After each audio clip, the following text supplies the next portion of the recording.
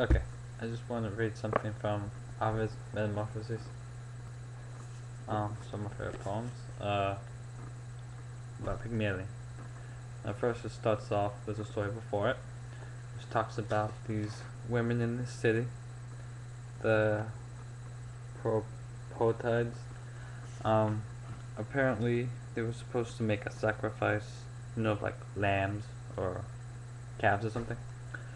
But instead, they sacrificed uh, a guest in the city.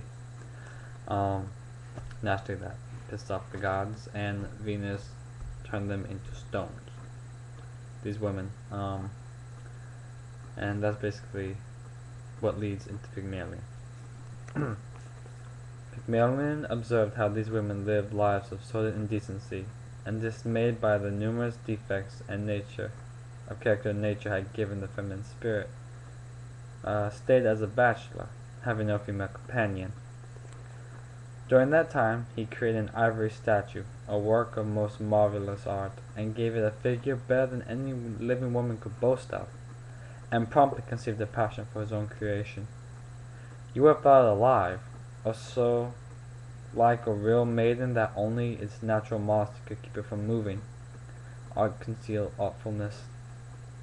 Pygmalion gazed in amazement, burning with love for what was in likeness a body.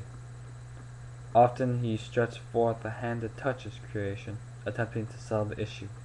Was it a body? Or was it, this he could not yet concede, a mere statue? He gives it kisses, and they are returned, he imagines. Now he addresses it and caresses it, feeling his fingers sink into its warm, pliant flesh, and feels he will leave blue bruises all over his body.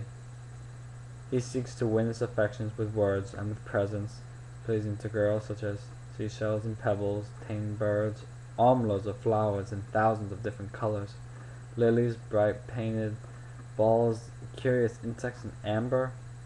He dresses it up and puts diamond rings on its fingers, gives it a necklace, a lacy brassiere, and pearl earrings. Even though all such adornments truly become her, she does not seem to be any less beautiful naked. He lays her down on a bed with a bright purple cover and calls her his bedmate, and slips a few soft downy pillows under her head as though she were able to feel them. The holiday honoring Venus had come, and all Cyprus turns out to celebrate. Heifers with gilded horns buckle under the death blow, and incense soars up in thick clouds.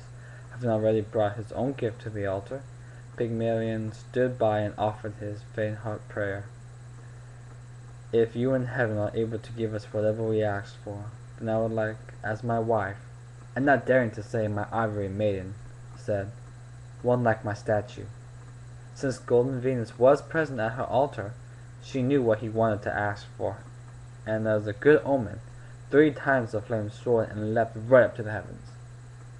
Once home, he went straight to the replica of his sweetheart, threw himself down on the couch, and repeatedly kissed her. She seemed to grow warm, so he repeated the action, kissing her lips and exciting her breast with both hands. Aroused, the ivory softened, and, losing its stiffness, yielded, submitting to his caresses, as wax softens when it is warmed by the sun and handled by fingers, takes on many forms, and being used, becomes useful.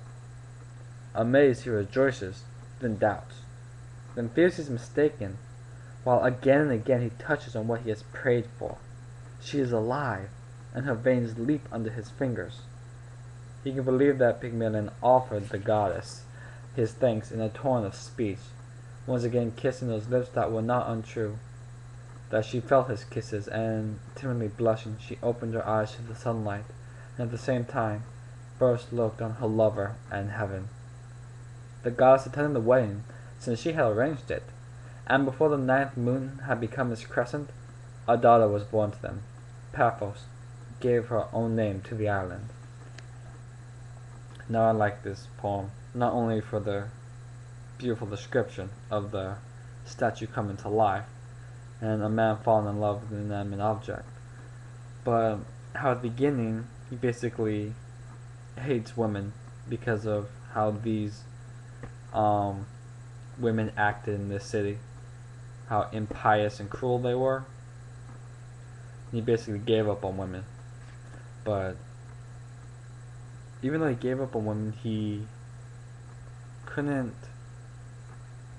separate himself from the opposite sex. He made a statue, making her everything that was good about womankind.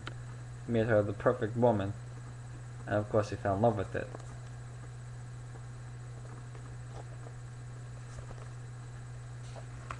It's one of my favorite poems in here. I just thought I'd share it with you. There's some others that I might want to share with you later on, but that's my first one. I love this book. I love the picture. The picture was painted by, what was the guy's name? Jean-Leon Gérôme. Head of a woman with the horns of a ram, 1853.